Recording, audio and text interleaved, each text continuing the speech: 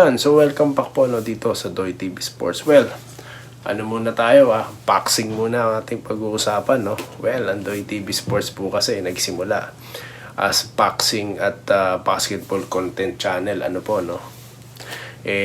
ngayon ang ating pong i-update. Mamaya na po ang San Miguel at ang ito pong ating Meralco Bolts Well, ito muna ang ating kababayan, ang ating ibabalita na nanalo po. Siya po'y lumaban dahil nasa ilalim siya ng ticket ng Gervonta Davis fight at pag-uusapan din po natin yan. Well, unahin na po natin itong si dating WBC featherweight champion na si Mark Magnifico Magsayo na may record na 26 wins, tumaas na at 2 lamang na pagkatalo at kinalaban niya dito. Ito pong si Southpaw na si Eduardo Ramirez ng Mexico, ayan, na may record naman po na 28 wins at 4 na ang kanyang pagkatalo at yun na sa kamay ng ating Pilipino former WBC champion ang ngayon po ang division na pinaglabanan nila nasa lightweight po at well, magkapangalan ng division ng nanalo din na si Gervonta Davis na talaga pong napakalakas grabe, pinapagsak niya po ang walang talong Amerikano din na tinatawag naman pong The Ghost na si Frank Martin at yun nga po, grabe ang napaka-brutal ng ginawa niyang paggulpi rito kay Martin dahilan para matapos ang laro, ang boxing sa 8 rounds.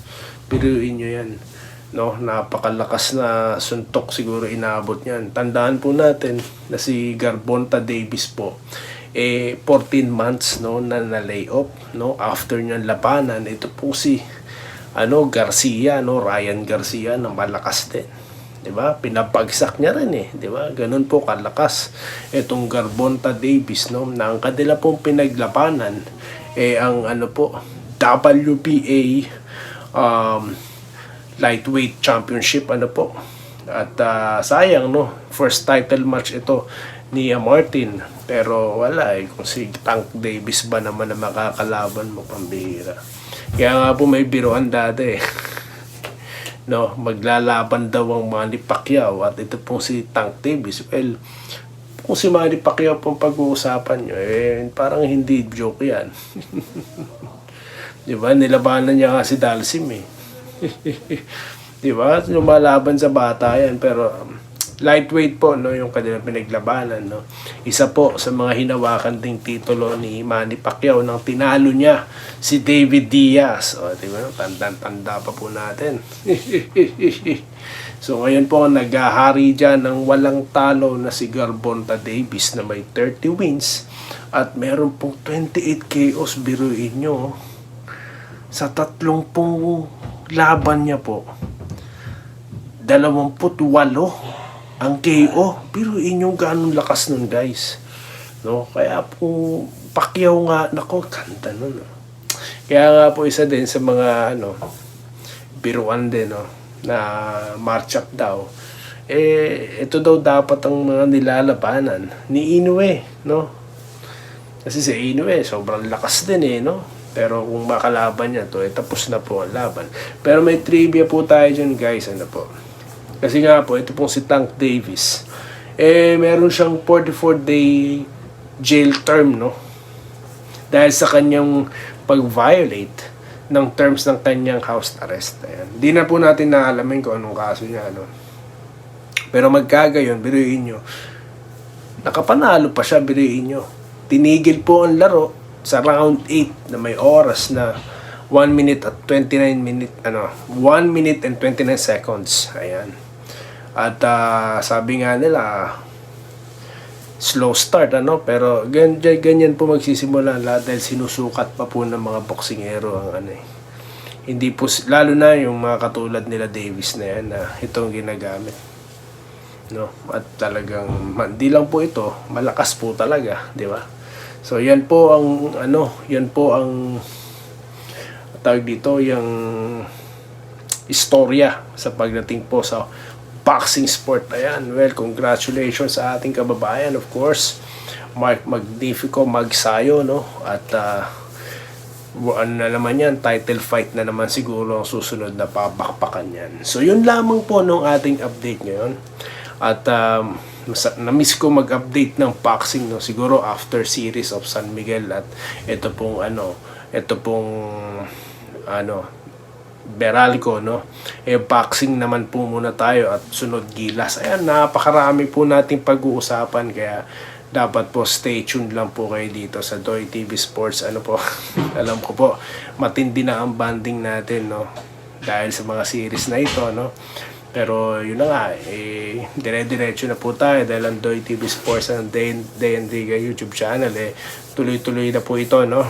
Hindi na po tayo magbe-break kasi po, nag-break tayo ng ilang buwan dahil masyado po tayong busy, no, sa mga bagay-bagay. Kaya ngayon po, nakapag-focus na ulit po tayo rito sa sports. Ganoon naman po kasi talaga kapag hilig mo isang bagay, lalo na napaka-interesante para sa iyo ang pinag-uusapan, talagang babalik ka po talaga doon. Hindi lang po to for the content, no? Kasi nga po talaga, gusto kong pinag-uusapan talaga yung dalawang sports na to, no? Dalawang sport na paborito ko po talaga, no? Dahil since childhood, eto na po talaga ang ating pinapanood. Ayun. At yun na nga po, marami po tayo naging subscribers dahil po sa ating mga contents, no? Patungkol po dito, no? Mga kwento po ng mga matitinding kwento po yung ating nilatag na. At ngayon po, nagko-commentary po tayo at the same time nag-update po tayo, no? I would like to show some videos nga po sana, kaso po mas maigi po mag-komentaryo na lamang po tayo, no, bago tayo makopyright. So kaya yun po, no. So yun po ang naging istorya natin, at kung nagustuhan nyo pong ating pag-update na ito, no, ating content na ito, well, pasuyo na lang po ng like, no, at subscribe na rin po, no. At susunod na po, no, ang ating content, no, ang ating San Miguel Beermen, ang diskarte, no, ni Coach Gallant para po dyan sa Game 7 na inaasam nila. Game 7 muna, tsaka na yung kampyonato, kailangan ipanalo laban sa Game 6. Mamaya na po yan.